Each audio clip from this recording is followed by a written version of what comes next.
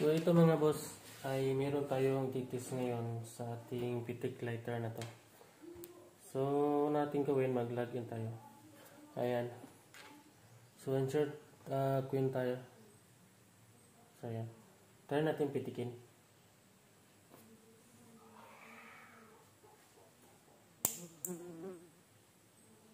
So ayan. Nag-credit siya, no? So subukan natin ulit. So ayan. Credit siya ulit. So pag ganito mga boss, lugi tayo, no?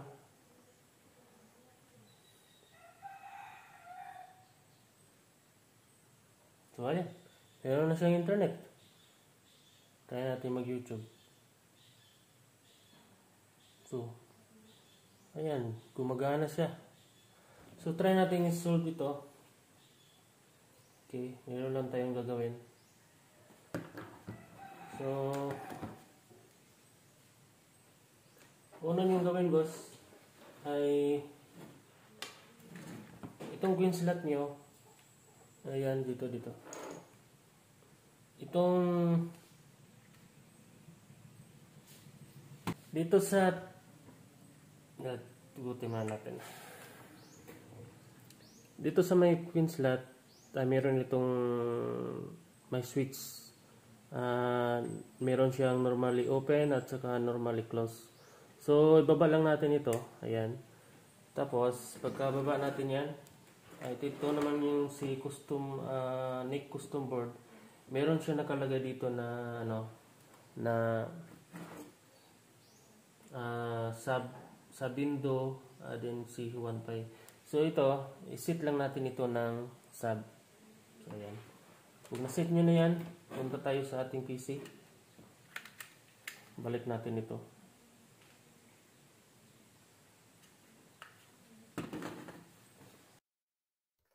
So ngayon punta tayo sa ating admin. Ayan. Login tayo.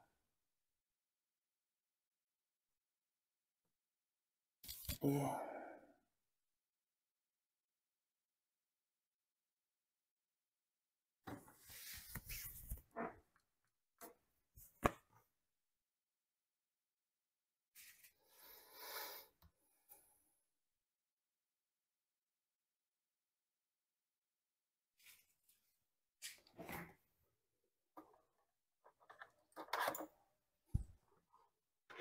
So yan, open na natin yung ating portal. Then punta tayo sa ating system configuration.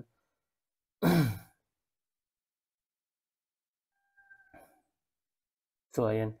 So ipapakita ko lang sa iyo sa inyo kung ano ang settings na ginagawa ko sa aking set pin. Okay, queen slot. So dito nilagay ko boss ay nilagay ko sa D1. At ito namang queen slot set pin nakalagay sa dito. So yung dito sa baba, dito sa may LCD ACL pin, nilagay ko siya sa NAND. At saka itong LCD HDA pin nilagay ko sa NAND.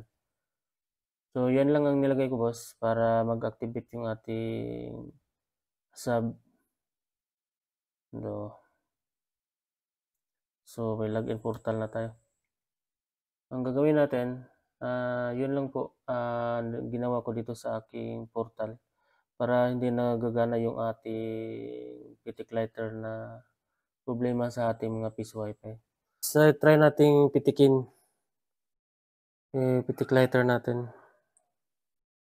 So yan, lagyan muna tayo sa portal. Open natin yung portal.